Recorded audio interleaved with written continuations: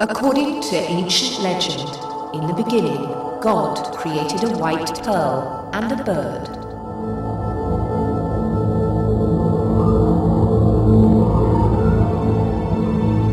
On the first day, God created an angel with the name of Azrael.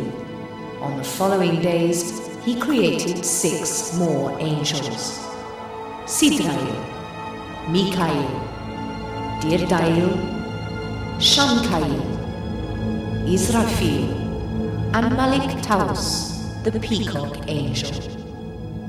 God made Malik Taus the greatest of them all.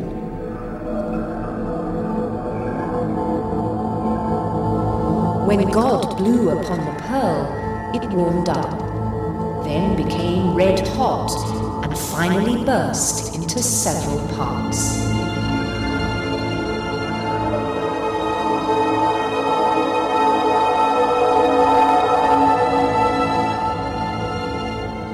The biggest part became the sun. The other parts turned into stars and vapor.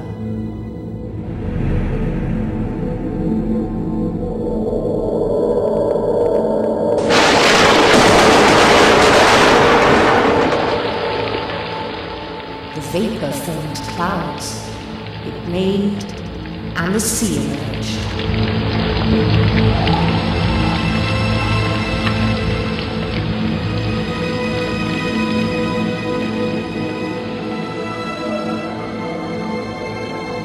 God made a boat for the angels, who began traveling over the seas in all directions.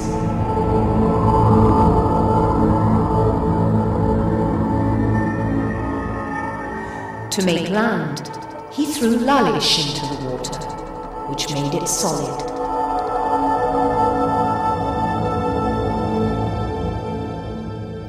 And so the 7 angels went ashore at Lalish.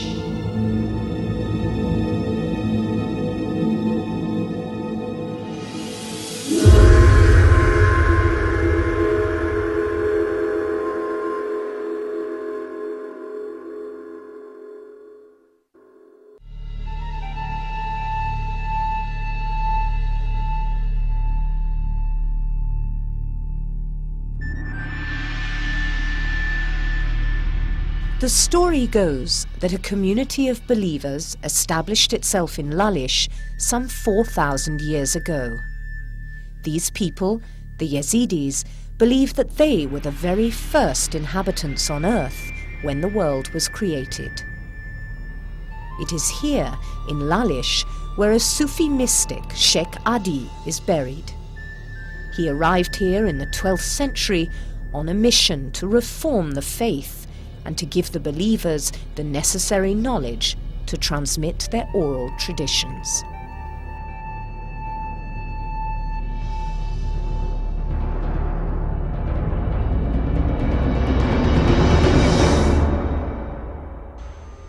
Yezidism is more than a religion. It's a mystical pathway towards understanding God and approaching Him through the veneration of the natural elements, the sun, the moon, fire, water, and air. The most sacred among the elements is the sun. It represents the fire and the light of God that shines onto things and makes them distinguishable. The rituals that the Yezidis perform each day emphasize the close relationship between man and an unknowable God. Yezidis do not have a specific holy scripture that sets out their duties. Instead, they consult 2 sacred texts, the Black Book and the Book of Revelation. These describe their ancient customs as well as the 3 sacred principles of truth, knowledge, and worthiness that they must follow. They pray 3 times a day facing the sun, and then they kiss the ground. Each Yezidi follows an elder who acts as a spiritual guide and also designates a brother or sister who will accompany him or her in the afterlife. It is a system of belief far removed from other monotheistic religions where God reigns supreme. But today, This religion, from which an entire civilization originates, is facing oblivion.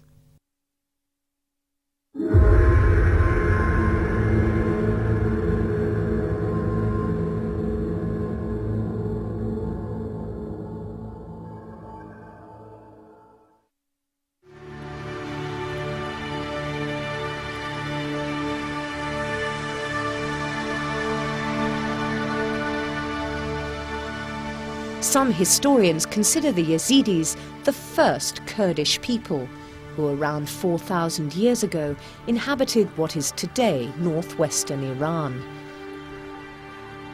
It means that culturally and politically their history is completely intertwined with that of the Kurds. The Yezidi community has played a major role in the Middle East throughout history, in the Sumerian, Babylonian, Assyrian and Jewish civilizations.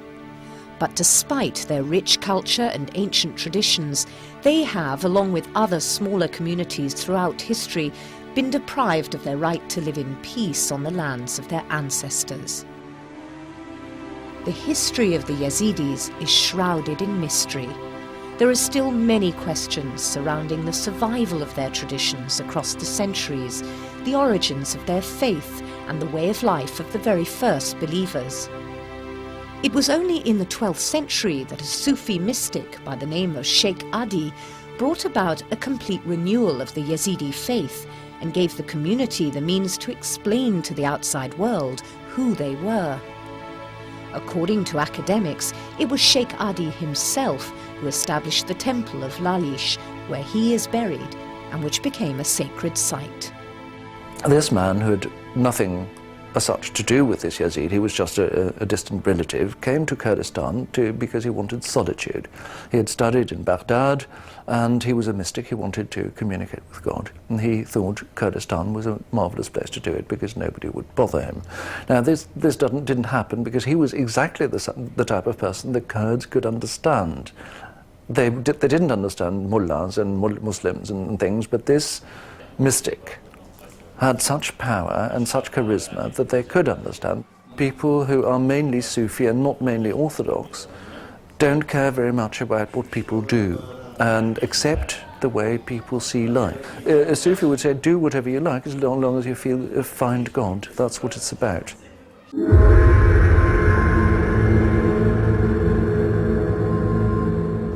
Yazidis believe that in the making of the world, God also created 7 angels. One of these, Malik Taus, or the peacock angel, was destined to rule the world. This figure of the peacock was borrowed from other Middle Eastern religions. It provides a definite link between Yazidism and ancient Iranian religions such as Zoroastrianism and Mithraism that go back more than 3,000 years. The peacock has this tail with all these eyes in it. I think that's the clue. Mithra, the lord of this world in the ancient religion, is said to be 1,000-eyed. He has his eyes everywhere. And for some reason, the peacock was associated, I think, with this Mithra figure, who was not the creator. The creator is God, but he is the governor of this earth. And when Zoroastrianism came along, Zoroastrianism starts in eastern Iran a long time ago, and then 500 BC, Western Iran comes into contact with it. Gradually, there is contact between the Kurds and the people with the old religion and the new religion. Although Zoroastrianism and Yazidism are sister religions, there are some essential differences. For the Yazidis, a pearl which eventually exploded is the origin of a world in which the dualist principle of good and evil didn't exist. Zoroastrians, however, believe that these two principles form the most basic and essential aspects of creation. It's probably this difference in worldview that gave rise to the mistaken view that Yazidis are worshippers of the devil in the form of the peacock angel. So these worldviews that are totally related but also different clashed.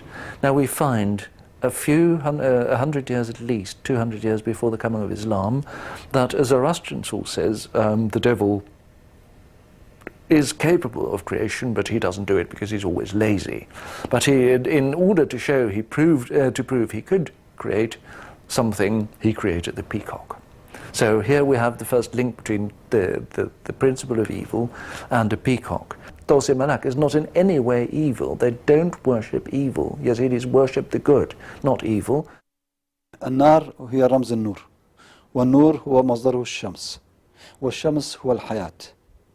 كل شيء في النهار يكون على بين من حقيقته، تقدر تفرق بين الأبيض والأسود وباقي الألوان، لكن عندما يغيب الشمس تكون الظلام، ممكن كل شيء يحدث والإنسان لا يستطيع أن يلمس أو يفرز الغث من السمين والأسود من الأبيض. الديانة اليزيدية كديانة تأملية وجذورها البدائية هي تقديس مظاهر الطبيعة، وأبرز مظهر من مظاهر الطبيعة هو الشمس اللي هي نور الله، وعليه فالشمس هي أحد أقدس المظاهر في الديانة اليزيدية.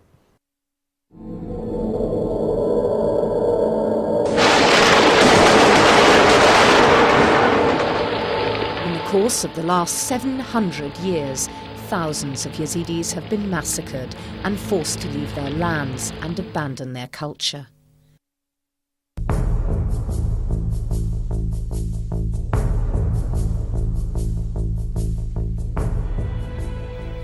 The Arab invasions of Mesopotamia in the name of Islam in the 7th century marked the beginning of a very long campaign of persecution against the Yazidis, who were forced to abandon their traditions.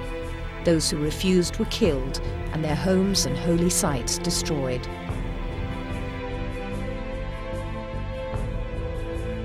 Many fled to the mountains for shelter and to try and rebuild a precarious existence cut off from civilization. Later, those Kurds who agreed to convert to Islam were used by the invaders to assassinate the remaining Yazidis accused of apostasy. During the course of the Caliphate, the only changes that Yazidis witnessed were to the names of the places where their oppressors lived. The Mongol invasions of the 13th century also brought their share of horror and misery to the Yazidis. These ruthless conquerors massacred all Kurds who dared to show the slightest sign of resistance or opposition.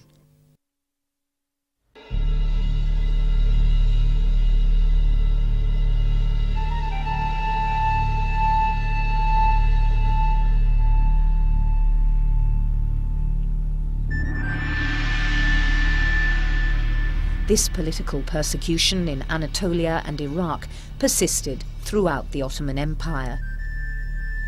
In the 17th century, the Ottoman armies again attempted to crush the Yazidis, this time by joining forces with their former Muslim Kurd and Arab Bedouin allies.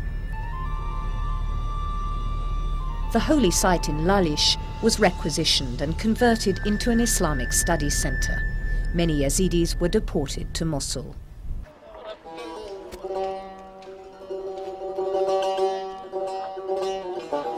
Until as recently as Saddam Hussein's regime in Iraq, Yazidis lived in precarious conditions. Their religion was considered as merely a sect, and they were forced to register as Arabs. This and other repressive measures by the Ba'athist Party brought about a high rate of illiteracy and poverty. Thousands of Kurds, both Yazidi and Muslim, fled their homes, and those who survived the killings were forced to live in camps. Whole villages were taken over by Arab residents who were transported to Kurdistan during the Iraqi regime's infamous Anfal campaign to Arabize the whole of Iraq. Following the US military intervention and the fall of Saddam, Yazidis found hope again, their dream of a new Iraq and the development of Kurdistan. Their cultural identity was finally recognized and they could return to Lalish. Electricity and running water was brought to some villages in the northeast, near Dohuk and Sinjar. But this lull was to be a very short one. Today, Yazidis have again fallen victim to intolerance and attempts to eradicate their religious beliefs. As a result, many Yazidis have decided to take the long road of exile to Asia, the United States and Europe.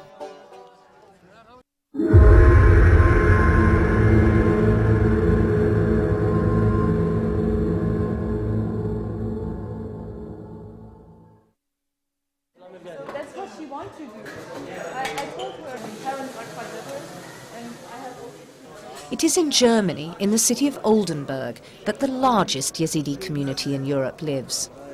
They've rebuilt their lives here, as well as a centre similar to that in Lalish, which allows them to practice their beliefs and also serves as an information point. Hier verschiedene Tage auch eingerichtet für Frauen, für Kinder, für Ältere. Und das Haus steht natürlich jederzeit offen, für alle anderen auch. Und deswegen möchte ich auch jetzt, dass wir da reingehen. In diesem Haus wird Kulturunterricht abgeleistet. In diesem Haus wird genau erklärt, warum sie dies und jenes nicht so machen können und warum dies und jenes anders ist, damit sie auch wirklich verstehen und 100%ig hinterstehen können. Wir möchten von klein an unsere Kleinen offen lassen für unsere jesidische Kultur und sie nicht verlieren. Das ist hier die Küche, hauptsächlich ein Frauengebiet. Hier sind Männer, das ist keine männerfreie Zone hier. Wenn Gäste kommen, muss das halt sehr, sehr schnell gehen. Dann muss auch sofort das Essen auf der Tür stehen. Ja, es wäre sehr, sehr, sehr schade, wenn man einen hungrigen Gast, wenn jemand hungrig gehen müsste. Und es gibt auch viele, die halt von weit herkommen und nicht lange bleiben können. The centre not only organises traditional celebrations, but also funerals. On this particular day, the community had come here to say goodbye to someone who's died and whose soul, they believe, will return to earth to be purified. After the funeral ceremony, family members and friends gather, while the women isolate themselves for 5 days. So, hier werden wir jetzt wahrscheinlich den traurigsten Raum der ganzen Trauerzeremonie überhaupt finden, wo auch wirklich getrauert wird. Das ist der Raum der Frauen. Es ist halt so, dass wir auch, ich meine, wir kommen ja auch aus dem Süden, wir sind sehr emotional. Und hier versucht man das auch wirklich, also es ist teilweise wirklich sehr, sehr extrem. Also man muss sich dann auch manchmal ansehen, wie sie sich gegenseitig, wie sie sich in die Brust schlagen oder so, um halt wirklich den Schmerz und die Anteilnahme zu drücken.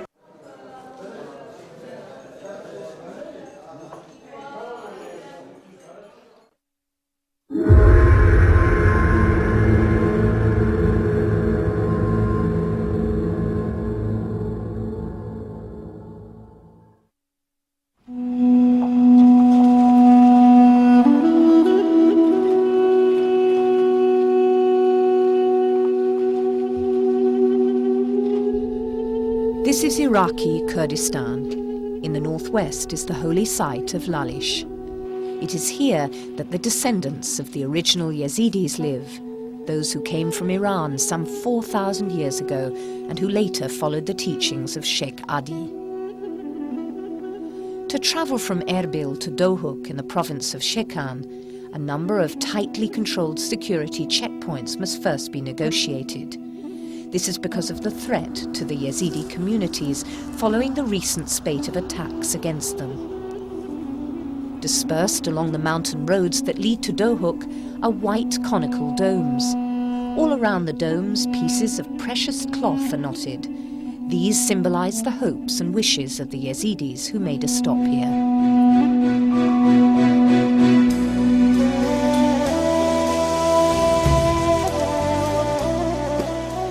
It is in these regions that most of Iraq's Yazidi communities live.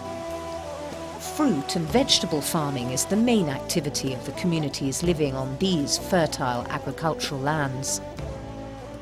Along with the rebirth of Iraqi Kurdistan, the Yazidi religion was officially recognized, and most of the followers of the faith integrated again into the population, living peacefully next to other religious communities. It is in the various Lalish centres that all archives and documents connected to Yazidi culture are kept. Each centre is closely linked to the sacred temple at Lalish. They embody all the spiritual and religious aspects of the faith. Each city where the Yazidis live has its own Lalish centre. Sharia is a village that was requisitioned during the Anfal campaign in an effort to cut the Yazidis from their historical roots. ومن الناحية القومية وكان هناك اتجاهات كثيرة يقوم النظام السابق ببثه ضمن المجتمع اليزيدي الذي غالبيته الكبرى لا يجيد القراءة والكتابة سابقا. الآن ليس كذلك. فكانوا يبثون نظريات بأنهم فرقة من فرق الإسلام أو أنهم يتبعون يزيد بن معاوية وإلى ما شابه، وكانوا يمولون ويدعمون النفر الضال القليل من اليزيدية الذين كانوا يتمسكون بهذا الرأي. ومن الناحية القومية أيضا كانوا مضطهدين، كانوا يحاولون تسجيلهم في كل مكان، في كل مستمسك رسمي، في كل مناسبة رسمية، على أساس أنهم عرب ينحدرون من أصول عربية ولكي ينصهرون في بوتقة القومية العربية. It was only after the Gulf War of 1991 that Yazidis would again be able to enjoy their rights as citizens and practice their religion freely.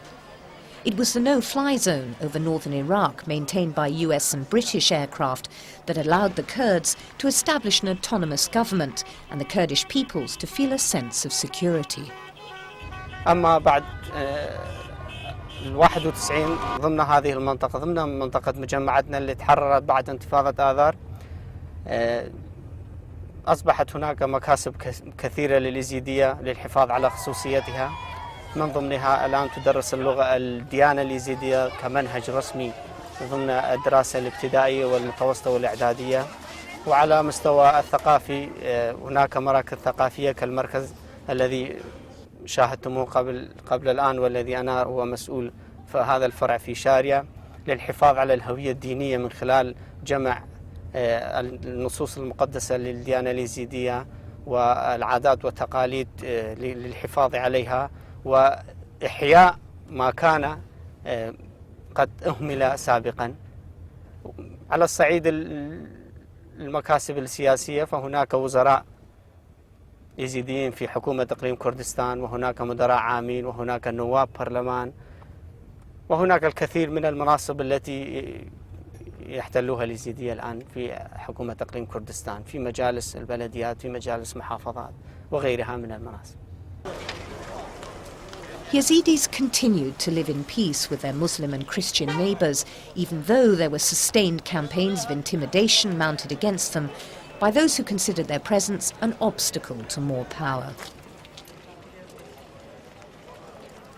Yazidis, in fact, recognise all religions and only ask that theirs is also respected.